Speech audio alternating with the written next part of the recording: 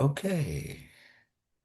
Well, welcome everybody to our latest edition of the IPA Journal Club with Ann Durkhold, PhD. Next slide. I'm Jack Drescher. This is my bio. Next slide. And my co-moderator, Chris Walling. Chris is joining us for the second time from Los Angeles. Are you in Los Angeles right now, I am. Chris? Okay, good to have you here. Here's Chris's bio as well. And then our next slide. So, as Agustin has put into the chat a link to our past journal clubs, I think we've had about 13 already. They're all on YouTube. They're all there for viewing. So, if you haven't seen any of the past ones, you can take a look. Next slide. And our guest today, I'm happy to introduce my dear old friend, Ann Durkol. Anne is a clinical associate professor of psychology at New York University's postdoctoral program in psychotherapy and psychoanalysis, and a distinguished visiting faculty at the William Alison White Institute.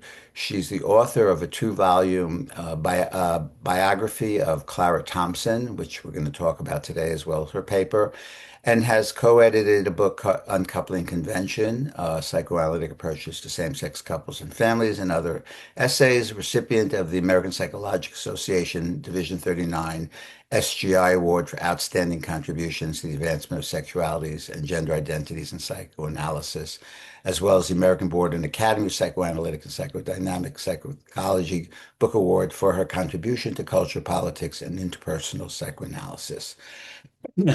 Okay, so next slide. So, for those of you who have not been to a journal club yet, our goal is to be interactive so that you, the readers, and the audience can speak directly with an author of a paper that you've read. And we are recording this session, as I mentioned, and it's going to be available to view on both the IPA website and the YouTube, usually quite quickly these days. Our technical person, Agustin De Ave in Argentina, is doing a wonderful job at getting these up right away. So if you're registered, they will send you a link to the videos when they're up.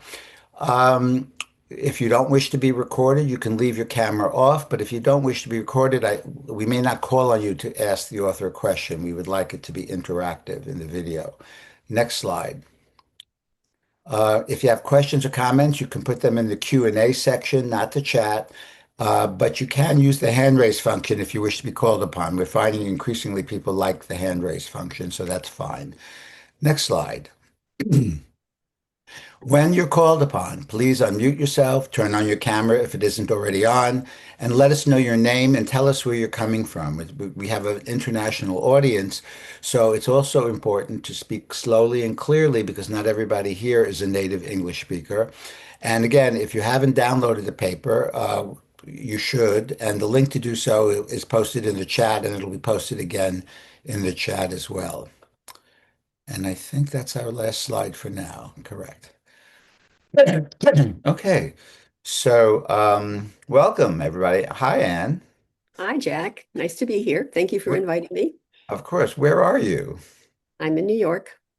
Ah, very nice. Yeah. That's good. And Chris, you're in Los Angeles, correct? That is correct.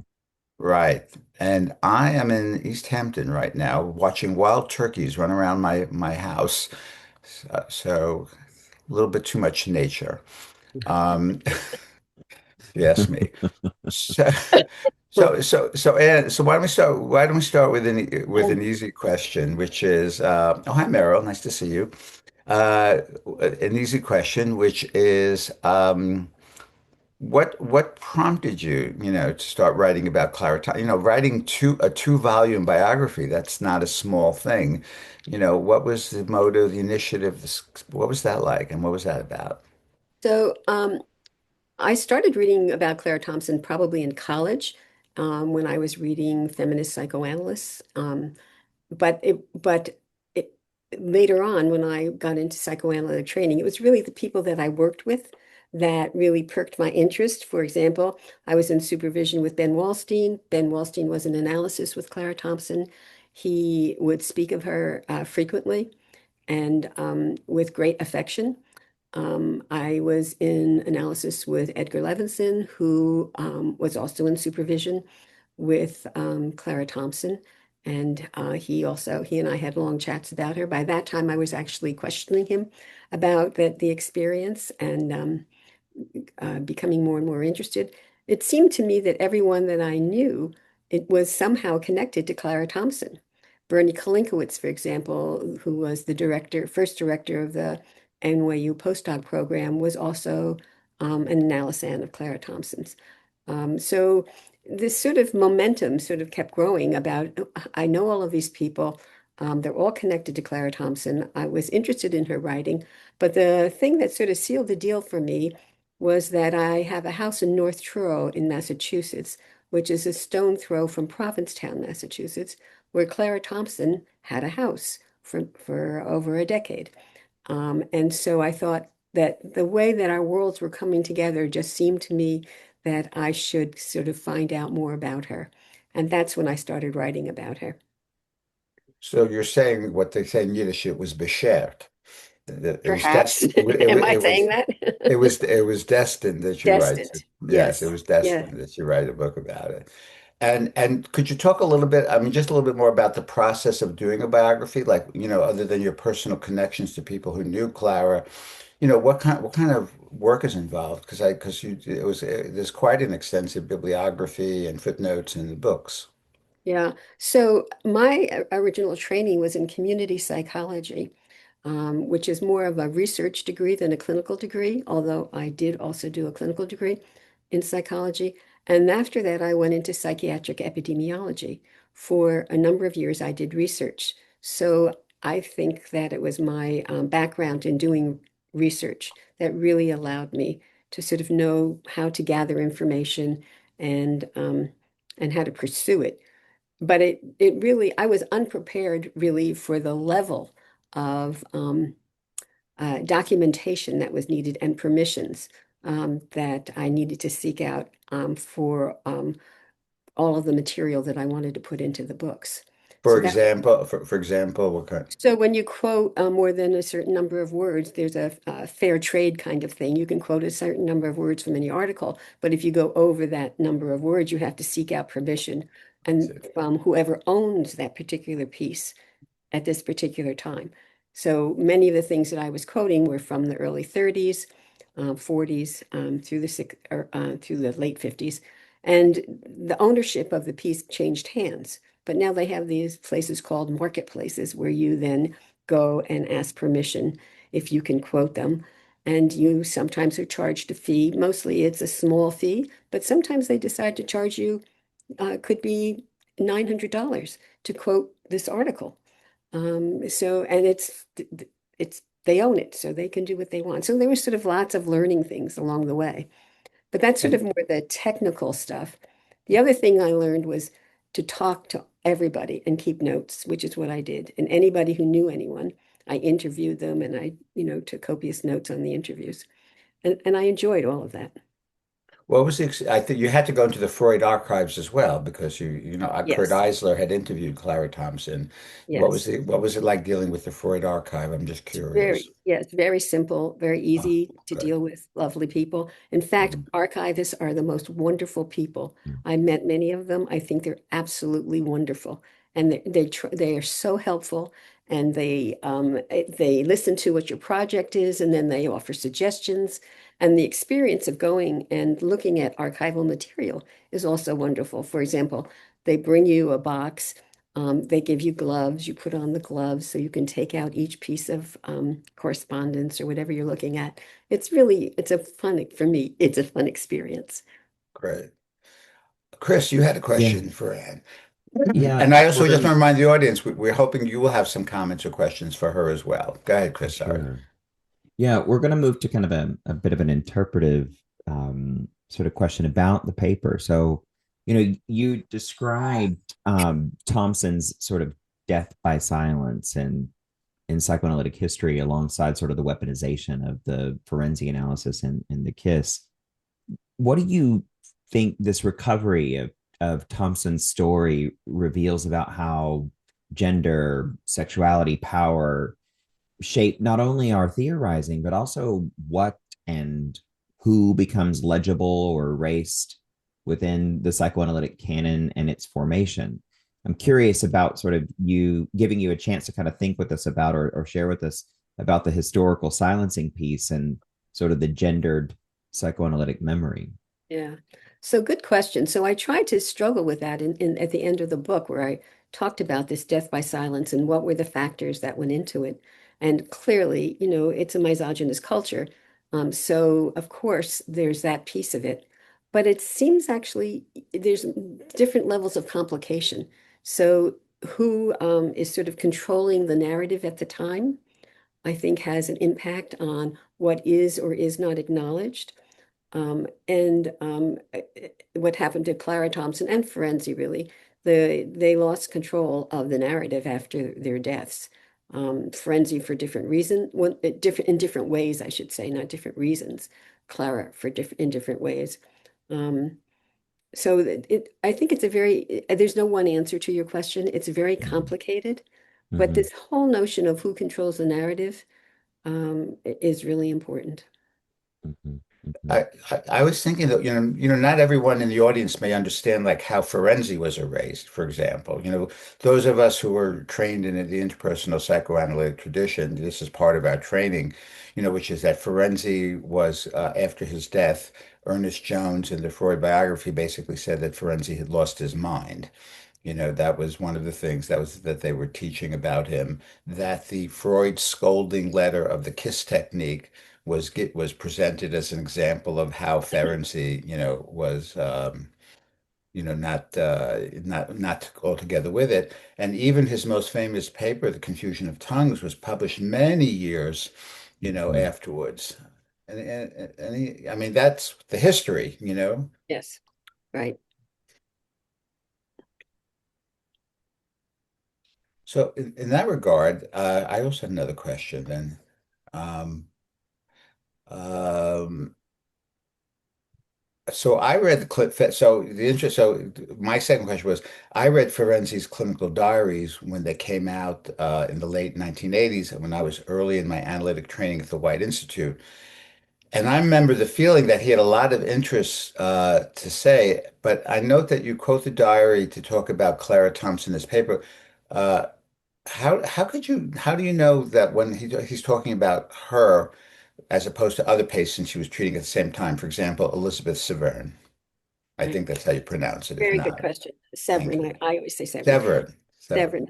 So yes, it's a great question. William Brennan did some research on and identified each of the names in the clinical diary in the diary themselves. Of course, they're identified by initials. But when I read the diary, I kept finding that things did not, there was inconsistencies. I didn't feel like Clara Thompson was being always talked about when she was referenced with DM. And I thought maybe there was a mix-up between her and Elizabeth Severin. At least those two seemed to me to be the ones that got mixed up the most. My colleague, Arnold Rackman, was writing about Elizabeth Severin. He wrote a book about her, and I talked with him about it, and we decided that we would write to Judith DuPont and sort of lay out all of these ways in which we found these things to be inconsistent and ask her questions. And Judith DuPont was the editor of the Ferenczi diary, the clinical diary. Correct. Yes. Yeah. Correct. Right. Yeah. So Judith DuPont wrote back these lovely, we exchanged emails. And basically she said, yes, there was a mix-up of patients, and that it was done to protect their identities. But of course, Clara Thompson, I don't know how familiar everybody is with the clinical diary, but one of the things that happens early on in the first few pages of the diary is that Clara Thompson's identified, um, and um, and her initials are identified. So that's a very strange thing to have done, different than everybody else who's in the diary. In any case, I asked Judith about all of these different things that seemed to be oddities about the way this diary was constructed. And she said that there was a deliberate mix-up of patients to protect their identities. So with that information in mind, I could sort of piece together which ones were about Clara Thompson based on knowing what her history was. So if it mentioned that her brother died early in her life, I knew that wasn't Clara Thompson. And I sort of kind of in a little detective way sorted out all of those kinds of references until I felt like I had at least a handful of them that I could say, well, I think these really are about Clara Thompson. Yeah. I'm curious, Anne, about the interview chapter. It kind of reveals this deep commitment to authenticity and relationality and ethical risk taking. Especially in contrast to like a Freudian authority. I'm curious how you understand the tension between relational openness and analytic containment, even in contemporary practice today, particularly in light of your extensive study of Thompson's own sort of proximity to Ferenczi's most controversial sort of methods, sort of how you've taken the historical and wove it into your own clinical work or your own clinical thinking. Interesting question. So again, it feels very complicated. I think that there's something about authenticity that sort of permeates my way of thinking about doing analytic work. And that has to do with sort of also recognizing what I'm feeling, not necessarily saying what I'm feeling, but I think the first thing is to recognize what you're feeling. And then you either end up saying it or not saying it. So that sort of is more in line with the relational model, I Mhm. believe, and a little different from the historical interpersonal model, which really focused more on a detailed inquiry. In other words, following up on all those leads without necessarily revealing the emotions behind the questions. Um, so, Uses of countertransference really is what you're yes, saying. sure. Yeah, that's Mhm. a good way to explain it as well. Yes. Mhm. So, so yeah, I mean, I don't usually use the language of countertransference, Oh, but apologies. no, it's fine. It just sort of like, okay, so now how am I going to integrate that into my answer? So yeah, I think it's more about sort of this notion of understanding what you might be feeling and what's leading to what your next question would be, which is, of Mhm. course, countertransference. But the way that I learned it was more from Ben Wallstein, who learned it from Clara Thompson. And so I really think of it more of just sort of understanding what my personal associations are to my own questions or the feelings. I don't know if that answers it for you. It does. It Yeah, does. it's very helpful. I Okay. see a question from, is it Agoston? Do you want to unmute?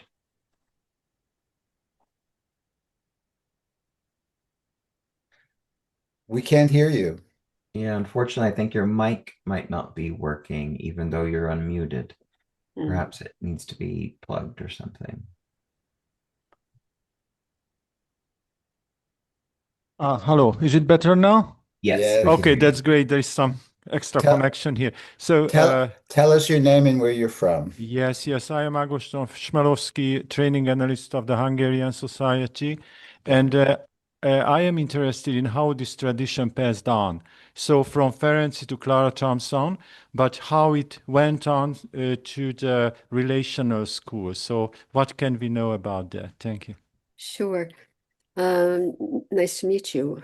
Um, so Ferenczi asked Clara to bring his ideas back to America. And part of what is in the Eisler interview. And Clara did bring those ideas back to America. And she was one of the founding people for the William Allison White Institute as director. And she actually then trained many contemporary, or I guess should say 20th century analysts, late 20th century analysts who carried on the tradition, the more Ferencian interpersonal tradition. But I think that the spin-offs then happened. I bring in the NYU postdoctoral program, where Bernie Kalinkowitz was a patient of Clara Thompson's, and he became the first director of the postdoctoral program. The postdoctoral program, I think, was the first program to have a gender and sexuality component.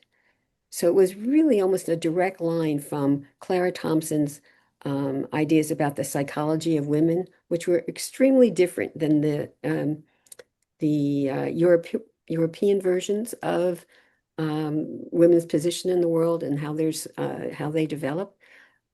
The American version is is not essentialist in the same way. It's very much about equality.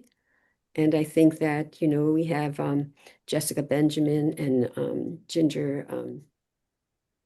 Virginia Goldner. Virginia Goldner, sorry. That's right. And Adrian Harris. Who am I living out there? Sue Shapiro. Yes, and Muriel Dimon. And Muriel Dimon. Who were very instrumental in developing really inquiring about gender and psychoanalysis. And I think that that's an important part of relational psychoanalysis, a gender or cultural kind of understanding. And I think I would just add to your question what I know, because I also trained, so Anne trained at the NYU postdoc, which was very influenced by, Ferenczi, and I was trained at the William Mountain White Institute. And there you have Steve Mitchell and Jay Greenberg, who both come from a background of philosophy before they became clinical psychologists.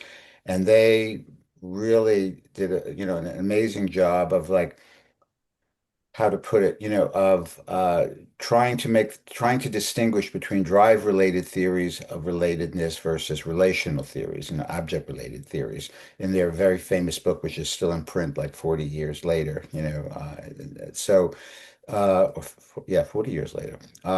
So that was a big, so the training at the White Institute was very much like what Anne talks about, which is uses of countertransference, disclosure or non-disclosure with patients.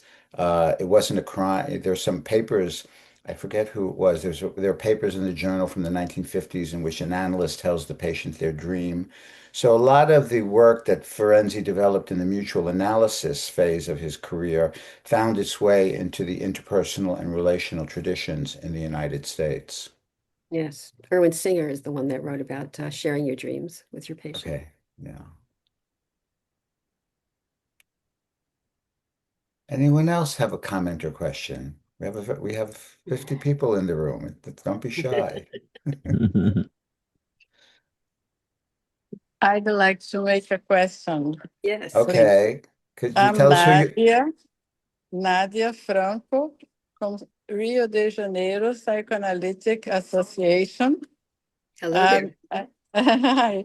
I think your work is wonderful. I'm very grateful. I'd like to read more about Clara Thompson. And I'd like to ask you about, besides gender equality, what Clara wrote about racism, please. Yeah. So she did not write a lot about it, but she did reference it. So her thing about penis envy that she talked about, that people focus on the obvious, and she mentions that skin color is another obvious thing that people point to as a source of derogation, and that in some of her writings she talks about the difference between masochism and being angry. And I think this is a direct discussion about racism in the United States. And in that way, she references it. But mostly it's in the way that she lived that you hear about how Clara Thompson felt. She was more of an intellectual activist. She was not, a strident activist. She wasn't out there on the lines. But the way that she wrote in this sort of very even-tempered, very clear-headed, just put out her thoughts. She was very much, I would say, what I call an intellectual activist.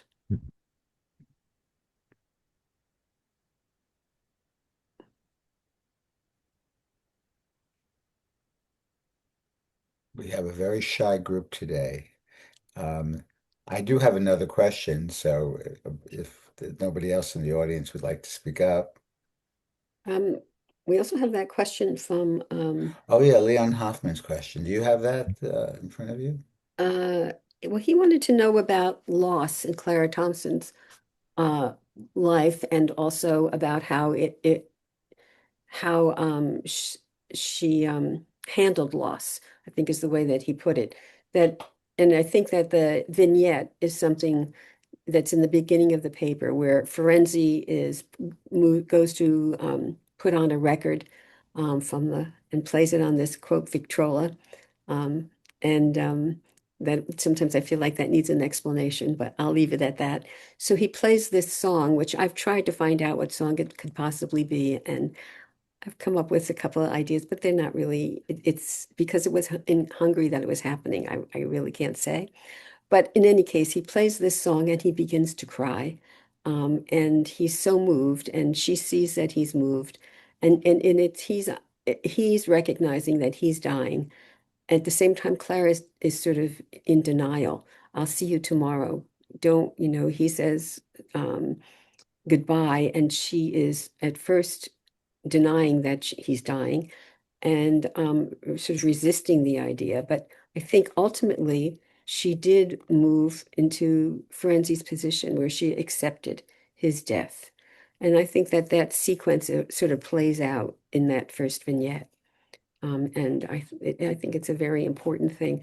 All of these things are very subtle. It's like the empathy, like the kiss is a thing that sort of gets very flashy. It's like a shiny object in the story, but actually it really is about empathy, that he really recognized how deprived she felt, that she had repressed so much of her physicality and affection because of her relation, what happened between her and her mother. And he really unloosened that. He really gave her an opportunity to sort of feel that she could be spontaneous, that she could show affection. And he allowed that to happen. And it changed her life. It also brought to mind, the condemnation of Franz Alexander's corrective emotional experience, which in the 1930s, at least here in the United States, was considered heresy. Yes. Yeah. I think Clara was into these corrective emotional experiences without ever using the language, but she would Mhm. talk about it as giving a new experience. And she was very much into providing a new experience for her patients. And mostly that actually came about by really telling the truth as she saw it. Like, yeah, maybe I was sleepy during that session. There was an admission of her feelings that she felt was clarifying for the patient, and that patients often had this sort of things got very confused in their upbringing, and they couldn't see what was real. And she felt it was very important to sort of clarify that when you could. I see a question from Alexander. Alexander, if you want to unmute. Hi, I'm a psychiatrist from Sioux Falls, South Dakota. It was a beautiful paper, and I was Thank curious you. if you can speak more maybe about relationship between Sullivan and Clara Thompson. There was a great quote you had about kind of what she got out of analysis with Ferenczi, and I can assume they bonded over maybe being excluded either because of gender being in very male-dominated academia or sexuality for Sullivan. So I'm curious about their relationship. Yes. So their relationship formed very early on in their training. So it happened at Hopkins in Baltimore. In any case, it was when Clara Thompson gave her first paper. It was on suicide and schizophrenia, and Harris X. Sullivan was there, and he was quite taken with her, and he thought she was schizophrenic. In fact, she was running a temperature of about 104, and she had what was it, typhoid. And so she went. This is also, and it gives you a sense of who she was, that even though she was quite sick, she went ahead and gave this paper. So he went up to her afterwards. He felt like he had to meet her, and they met and they became friends immediately and stayed friends throughout their lives. And he was a very important person in her life. She was also a very important person in his life. When she decided to go into analysis with Ferenczi, they made a deal that whatever she learned, she would come back and she would be his analyst, Sullivan's analyst, which they did for 300 hours, but it ended very poorly. I think that one of two things, or both maybe, happened, that she was still sort of laboring under this sort of more orthodox idea about sexuality and tried to say, to quote, analyze his sexuality, which I don't think went over very well. And the other thing is that, he was a big spender. He overspent. And I think she tried to sort of tackle that with him, and he became very angry. So the analysis stopped, and she was very upset about it because she felt like it interfered with their friendship. But I think they sort of didn't speak for a while, and then they started speaking again. Yeah. But he was a big supporter of hers. And when she writes about the framework of interpersonal psychoanalysis, she really writes about Sullivan's ideas and Fromm's ideas and uses them to both of them to sort of hook together and talk about what interpersonal psychoanalysis was or is, and how that was the framework for the institute that she then was director of, the William Allison White Institute.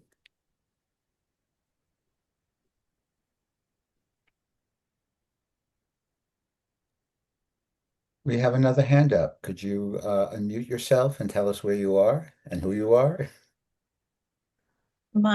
You're talking about me? Yeah, hi, hi. Hi, my name is Bliss Rand, and I'm in Boston, and I was trained at Pine, the Institute. I'm now at the Society. I did not realize that my training was pretty much Freudian until I started teaching, actually, but this has nothing to do with. So it has to do with my newfound interest in the relational school and the interpersonal school and Sullivan, etc. But I was curious about something you said about Clara Thompson, that she didn't speak to her mother for 20 years. And I didn't know, did that end with her mother's death? I wanted a little more family history, if you know that, and perhaps something about her father. Sure. So Clara grew up in Providence, Rhode Island. Her family was a very religious family, particularly on the mother's side of the family. They were part of a sect really, called the Free Will Baptists. The father was, her father's family were members of the Free Will Baptists, but they were sort of more loosely connected to the religion. And so it's important to know that when Clara's parents got married, their parents bought them a house in Providence as a wedding gift. But what happened after that is that the in-laws on both sides moved into the house. So basically, she grew up in a house with her grandparents and assorted aunts and uncles, all living in this house in Providence, Rhode Island, with kind of even though they were of the same religion, they had sort of this mixed attitude towards religion. So there was some tension about that. In any case, Clara Thompson's mother was a Sunday school teacher, and it seems that she was very harsh and demanded, not so much when Clara was pre-adolescent, but by the time she got to be an adolescent, she was very demanding of her and what kind of behavior was acceptable and unacceptable. So she was extremely rejecting. She felt that Clara was too emotional, too affectionate with her father. That I think the mother sounds like she was actually jealous of the relationship between Clara and her father. She had a younger brother who was 7 years younger than her, who the mother favored. Um, and so that's sort of a brief vignette of their background. But the father seems to have been very interested in his career. He actually became a pharmaceutical salesman in a company that still exists and was a very big deal, a big representative in this pharmaceutical company. So I think he was much more interested in his career than what was going on in this house with these multiple families. But the mother's whole reputation as a Sunday school teacher sort of revolved around how the community saw her and how her children either adhered or didn't adhere to what they were supposed to be doing according to the principles of this religion. At one point, Clara Thompson wanted to be a medical missionary, which means that she would travel around the world and try to save souls, but also administer them. By the time she got to college, which is at Pembroke, the Girls' School of Brown, she met other young women who were struggling with their ideas about the rigidity of religion for women. And also that she met other professors who had different ideas. And she stopped attending church. Her mother became furious. And that's when they broke. So Clara Okay. stopped talking to her while she was in college, and they didn't speak for about 20 years. But they did mend their relationship. Clara decided that her mother, the source of her mother's harshness was really her anxiety. And she said, my mother was actually a very anxious woman, and that I didn't really realize that until later. And so it sounds more like she sort of forgave her mother for the injustices. There's a point at which Clara tells tells actually, I'm sorry, not Eisler, but tells Ferenczi that her mother grabbed her arm so roughly that she broke her. Yes. So she was both verbally and a little physically abusive as well. So, but they did put their relationship back together again in some way. I've recently, actually, a note was recently discovered that Clara's mother wrote to her in I think it was 1950. I'm sorry, I don't remember the exact date. In any case, the mother writes this note on this very flowery card. It opens up and it says, Dear Mabel. Now, Mabel was the name that they called her when she was a child. She's Yeah. already director of the institute. And her mother is still addressing her as Mabel. And the note just goes on to say all of the things that are bothering her mother. She's not feeling well. She clearly was ill at that point. She just talks about her own illnesses and never said, there was not a line like, and how are you? Nothing like that.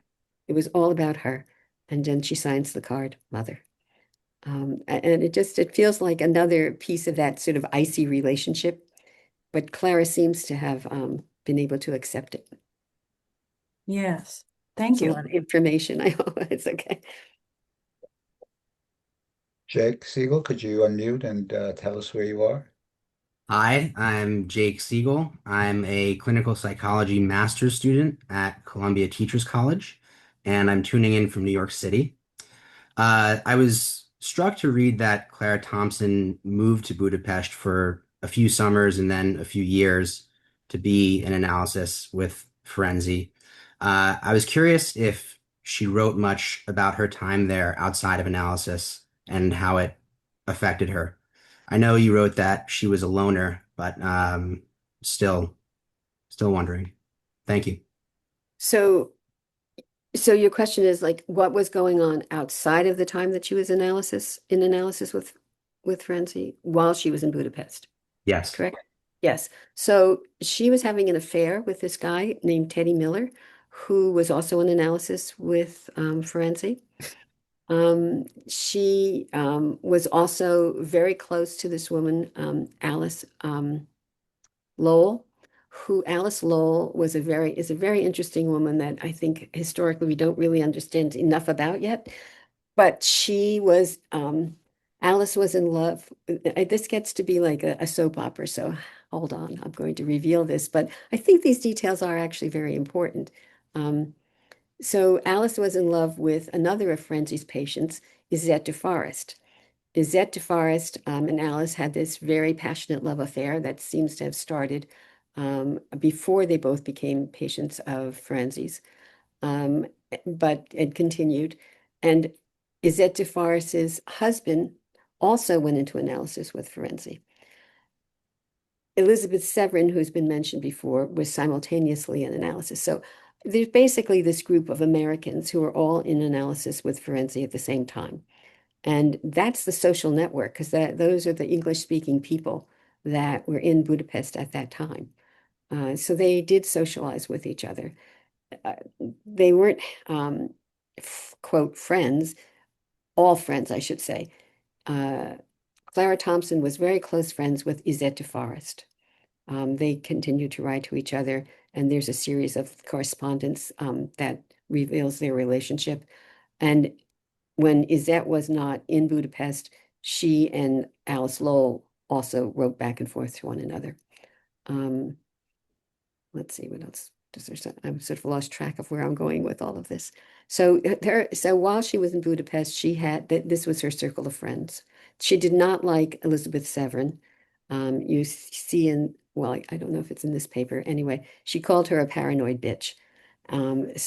She very much did not like her. And she thought that Elizabeth Severin made too great a demand on Ferenczi, particularly when he was ill. So Ferenczi had an anemia, and was becoming weaker and weaker.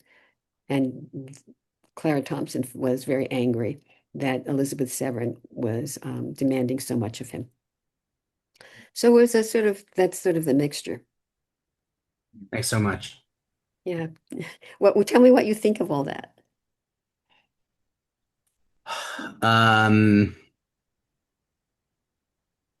Incestuous was the first word that, that came to mind. I mean, it's really small, concentrated community. Yes, right. But very interesting. I want to read more. Yeah. See, it's interesting. It is, people have written about it and said it's incestuous, but you might just leave it at that. But it also seems to me that, it's like a training institute. All of these people are in analysis with the same person. And they're all very interested in psychoanalysis. And so they're sharing their ideas with each other as well as socializing with each other. So yes, it's very close. And definitely boundaries were crossed. But it's a very interesting kind of intellectual life for people to have had that kind of experience. And I don't think it's actually unique by professions. I think people who work together and think together often have also relationships with each other. Yep. Although I would add that we do refer to the people who saw our analysts as our analytic siblings. So it seems to me incestuous makes a lot of sense too Okay. from our. Mhm. Yep. Anyone else in the audience have a thought they'd like to share with Anne? Agustin again. Maybe I could make another question, please. What Agustin is next, but then he had his hand up, but you're after him, Nadia. How's that? Yes, just very quick. So also in the Hungarian side, the students or disciples of Ferenczi, all of them are practitioners. So they were in a very, very close group those years. And it was before the Second World War sometimes. So the pressure from the outside world could have been felt. But I think what is very exceptional that besides all these very close and interconnected ties, we cannot hear or know any ethical transgressions. Even if the technique was very kind of shaky, like kissing and so on, but there is no any knowledge that real ethical transgression happened in that climate. If I It might, wasn't exploitative. I think that Yes, not at all. Everything wasn't went for the sake of the patient and for exploring psychoanalysis and the boundaries of possibilities of yes, psychoanalysis. yes, Also, I think it's really important to remember that in his time, Ferenczi was considered the person you sent a patient to if a previous analysis failed. So he was a very experimental person early in the development of the field, and the field responded to experimentation by clamping down and saying, no, we have to have these very strict rules so that to protect the name of the field. There was always, I think, the fear from the Freudian side that that there was going to be boundary violations, even though Freud himself analyzed his own daughter. Speaking of boundary violations, but but yeah, we should not be judging the ethical behavior of colleagues who are practicing at a very different time with a very different set of knowledge that we have today. I yes. agree with that. And then Nadia had another question. You have to unmute yourself, Nadia. Can you hear me now? Yes. Yes. Mhm. About the change in emphasis uh, on the primary traumas, not only sexual traumas, but abandonment, this kind of trauma that Clara Thompson had suffered. I think it's a change in psychoanalysis now. We are putting more emphasis in this kind of problem. It's different. Like in ancient times, we wouldn't hear much about this importance. I think you wrote about it. Can you talk a little bit more about this this So care, the psychoanalysis of caring of the patient from the analyst? psychoanalysis of, what was that last word you said? Caring. Yes, Mhm. yes. Caring for the patient. Yeah. So yeah, Ferenczi thought you had to give love to the patient. That was his words, right? Clara Thompson thought that you couldn't really give love to the patient who hasn't had love. She said it was like giving sugar to a diabetic, that they couldn't really process it. Nonetheless, she felt that what was really required, she said, was to give respect to the patient. And her concept of respect is not so different in the end than Ferenczi's concept of love. Really, this sort of sense of really acknowledging and valuing and respecting the patient, which was very different than the Freudian model, which was about interpretation. Um, so I think that we have left the interpretations pretty much in interpersonal relational psychoanalysis and moved much more into the sense of acknowledging the patient, respecting them, understanding their subjectivity. It's all evolved in that direction. Thank you. Sure. And there was a particular moment I noticed in the article where I get a sense of your hermeneutic, where you are talking about the kiss and how she's relaying this to her medical school friend Edith Jackson. And you seem to sort of make this link between how irreverent she was around Ferenczi's preoccupation with what Freud thought of him. And you seem to infer that she is disclosing this to Jackson almost as if knowing full well it would get back to Freud. Mhm. Is that, I mean, just to sort of explicitly ask you, because it's an inference, is that really what you believe was her motivation in telling Edith? I think it was probably complicated, but certainly she was very much into this idea that Ferenczi should not be afraid of Freud. If this is what he does, he shouldn't be ashamed of it. And she ultimately convinced him of that as well. he Mm. agreed with her that he should actually tell Freud. Although Freud was very rejecting of him once he did tell. Mhm. Mhm. So, I don't know that she was giving him the best of advice, but I do think that she did want him to tell. And she knew that Edith was going to tell. Edith was telling everything. Edith was actually Freud's patient, and Edith gathered information from other patients of Freud's, and they would then discuss what the other patients were saying. So she knew what Edith was going to be up to.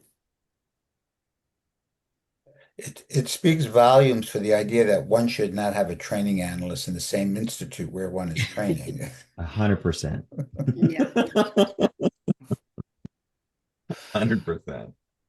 But it's actually not the way it mostly works, even now, right? So Yeah. we might think that, but it's not. We're still laboring under these difficulties. Well, it's interesting. It brings to mind the whole Sabina Spielrein story too, Yes. which John Kerr wrote about in his book about how she was an intermediary between Freud and Jung, Yes. as the patient of Jung and working with Freud and information passing back and forth, so those were very crazy times. Yeah. Well, it was inventive. I mean, they were inventing the whole process.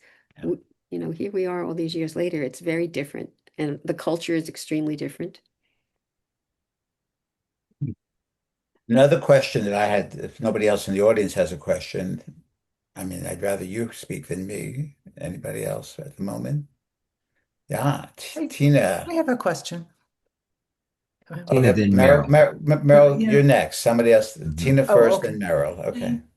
My name is Tina. I'm a psychodynamic psychotherapist. I live in Greece. And I have a little question. So what I've taken from the article, I didn't know of Clara Thompson. And I think what stands out most about her is her survival story. Huh. And I wanted to know what else is part of her legacy. So when you say her survival story, what do you mean exactly? I mean, the way that she survived her trauma and rose to where she arrived as a professor and as part of the White Institute. Right. And so yes, she certainly did survive the traumas of her early life. And she was and she was a very ambitious person. So she got herself educated, she went to college, then she went to medical school, and then she becomes an analyst. So she was very interested in sort of this idea that was very important to I don't know what that is. That was a very important part of her religion, which is to be the best person you can be. So it was she was actually following a path that was laid out for her as part of this uh, whatever as part of the culture that she grew up in. So I think you have to understand that as part of the story, what you call the survival story. She went on to write many papers. In fact, I'm trying to publish all of her papers in one volume again. She wrote many papers that are very important papers in the evolution of psychoanalysis. Beginning in 1930s, she talked about the concept of a dutiful child and how some children grow up in families where they have to hide their true feelings in order to get along with their parents, and that they lose sight of who they really are and what they really feel, and how part of an analysis has to be about trying to reconnect their early feelings with what they think. It's a very important paper. She talked about how later on in 1938, she wrote a paper about what influences people to go into analysis. And now it's not just about the analyst and the patient, that other people may talk about the analyst. Someone might seek out an analyst because of what they read of that analyst, which is what and she in fact did. She had read papers of Ferenczi's, and how that influences the analysis. So she just broadened the whole field of psychoanalysis by talking about all the different ways in which an analysis can be influenced that have much more to do with the context and the culture from which it's coming. Does that begin to answer your question? Yeah, almost like it broadened the perspective of how someone looks for or what intrigues someone to get into analysis themselves. Yes, and also, like Mm. she says that, some people want to go into analysis with a man. They feel like they have issues with women. I mean, she just sort of brought gender into the discussion. This was very sort of groundbreaking ideas. Also, it feels like she brought her own story to Yes. not a theory, but her formulation of psychoanalysis. I do think I would use the word theory because I think that our early lives actually do shape the kinds of theories we all believe. So yes, I think it did shape her theories. Thank you. Mhm. Meryl?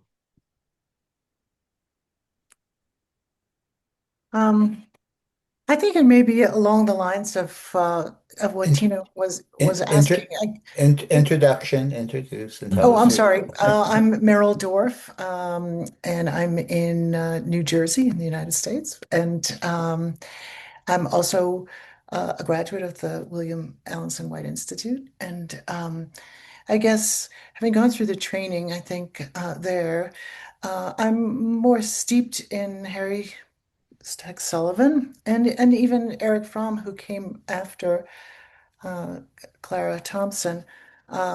I guess they're both men, so maybe this is the answer to my question. But I know so much less about what the impact of Clara Thompson's tenure as director there was. Uh, Sullivan came from a background of schizophrenia and is credited with really developing an interpersonal approach to analysis. And Eric Fromm, I think, had his own quite different focus and emphasis on culture. But I don't have a sense of what Clara Thompson's impact on the direction of the White Institute took during her tenure. Yeah. I'm not surprised. Most people don't. Most people who have gone to White don't know anything about Clara Thompson until these books I did the Yeah, biography, even though there's a plaque on the outside of the building that says it's the there's her Clara portrait Thompson is there. building. It's like, what's going on here? And then the way that it's there are a few paintings scattered around the building. I'm sure you've seen them. And people make jokes about the one that she's sort of holding this small animal, right? It's a cat. She loved cats. But the way people refer to her, as I was gathering my information to write this book, it was all this sort of like, it was kind of disrespectful in the way that I was hearing it. Like, what? You think it's a squirrel? It's not a squirrel. There's some way in which her accomplishments were minimized and dismissed. And that goes to all of the her her opus. She has uh over 40 articles and people don't even use them anymore. And I think that what Edgar Levinson said was probably correct, which is that the whole what is the word? I was going to say tenor, but people started becoming more complicated in the way that they talked about psychoanalysis in the 1960s. That Clara Thompson had this very straightforward, very clear way of presenting ideas. She did not use jargon. And in the 1960s, things got to be more philosophical and the language got to be a little bit more complicated. And that's the thing that received attention, as if being complicated meant you were smarter. And for over a decade, that actually prevailed. And I think that's changed again. I don't think that people are so much into making things more complicated, uh, but um, but I think that also led to the sort of way in which she was silenced, and her reputation was really minimized. I recall at the Institute, the only paper of Clara Thompson's that we were given to read was her famous speech on an institute is not a home. Right. Could you talk a little bit about that paper? Sure. So that paper started out as an institute is not a home, but and she was sort of making a joke about how there was I can't remember, I think it was a book at the time that was very popular, and it was about prostitution actually. And she was making this joke. She actually is very funny, but it's sort of insider jokes. In any case, an institute is not a home um, the paper is about how people should not stay in their institutes, that there's too much competition and rivalries that develop, and it kind of stifles your intellectual curiosity.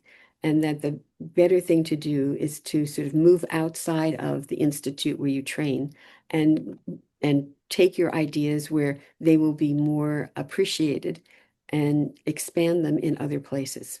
I think that's sort of like that's the way that I read that piece. Mhm. And she talks specifically about how, you know, the complications of a training analyst, how people discuss the person's personality. She feels that all these things are not really, they don't promote intellectual development. Um, and so that's sort of the impetus of that particular piece. It's a very good article. It's interesting though when you think about it, because in subsequent generations, people took her advice.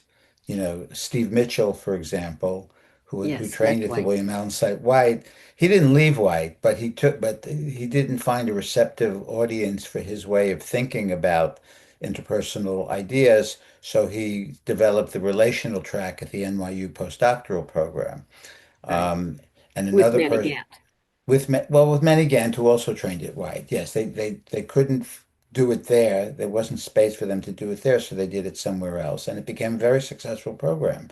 Sure. And the other person who comes to mind is Salvador Minuchin, you know, who trained at the White Institute, but who, again, you know, I don't think had a good relationship with it at the time, you know, and then went on to become one of the most famous international workers in family work.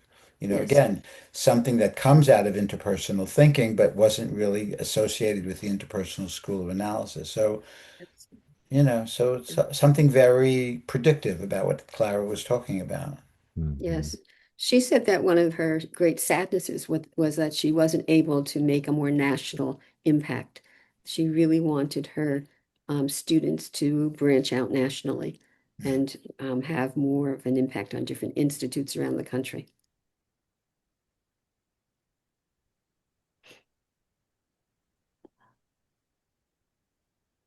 I'm struck as the more we talk about just how much wisdom from an institutional standpoint she clearly leaves us with. Her leadership shows Mhm. us not just the opportunities of, you know, institutional life, but also its limits and the Yes. ways in which that we have to grieve those limits and sometimes leave our precious institutes behind if we are to grow. Yes. Yeah. That's why she says it's an institute is not a family. You have to leave your Mhm. family, just like you have to leave your institute. Lee, your hand is up again. Yeah. I was curious about whether you thought there were some of Clara's ideas that are still either underappreciated or finding a home in different amongst different people who are writing now. Good question. So yeah, I think that her paper about the role of the analyst personality, Mhm. um, I think is a very underappreciated paper still. And I think that it's hard. I find it a hard paper to teach myself.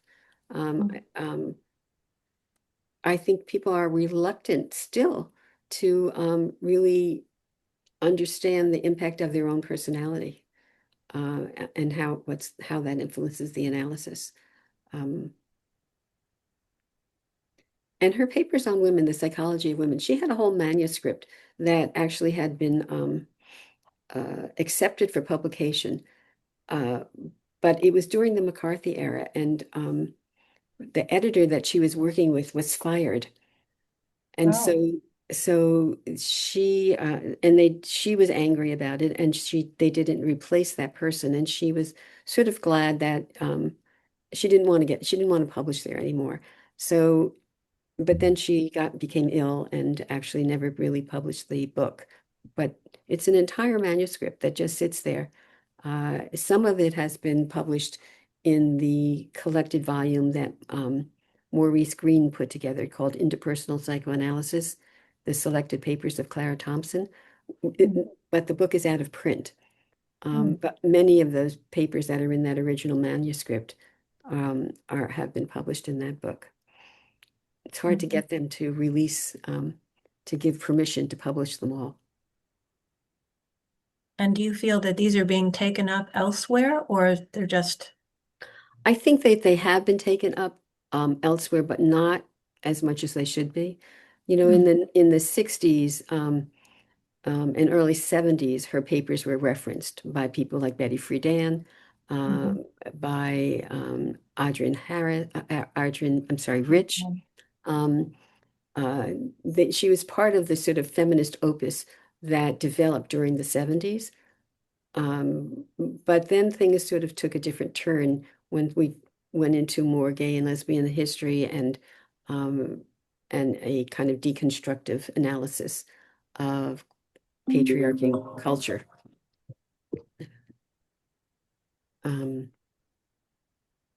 So, yeah. So there may be more to mine there. Yes, I think so. Thank you. Welcome. Well, I was just going to question I just was curious about is, you know, the paper highlights the ways in which mainstream psychoanalysis rendered people like Ferenczi and Clara invisible. What kind of reception is your book getting? Well, the book is, I think, getting great reception. Certainly, I've sold a lot of copies. That surprises me. But people are interested, and people are interested in her papers. So when I give talks about her, I usually talk about the biographical details of her life and what, you know, how that all evolved. And I find that people are very interested in that, but they also want to know more about what she wrote. And so that's why I am proposing to do another book, volume 3, of just her published works. And in that book, I have invited commentaries from distinguished psychoanalysts who will reflect on all of these various papers and bring it into a kind of contemporary dialogue. Thanks for that question. Of course. We've got just about 4 minutes remaining. If there's any percolating last minute questions from the group.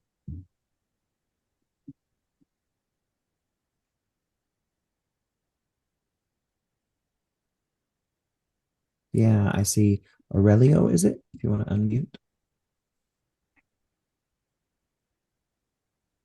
Yes, Aurelio Zerla. I'm originally from Italy. I trained as a psychiatrist at Shepherd Pratt Hospital, so I've heard quite a bit about Sullivan there, and also trained as an analyst at the Washington Psychoanalytic Institute, and I've been on the faculty there. Just a perhaps somewhat strange question just popped up in my mind.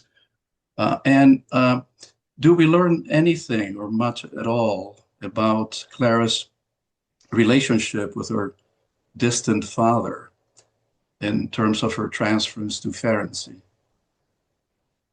Yes, we know that she saw Ferenczi like her father, that he was sort of open to anything in some ways. The father seems to be much more playful. And so I think that, and she says that Ferenczi fit more the picture of her father in her analysis. There's not a lot of information that I've gathered really specifically about his personality. I don't, there's no correspondence or anything that really references him. He's sort of, like almost like an absentee father in some ways.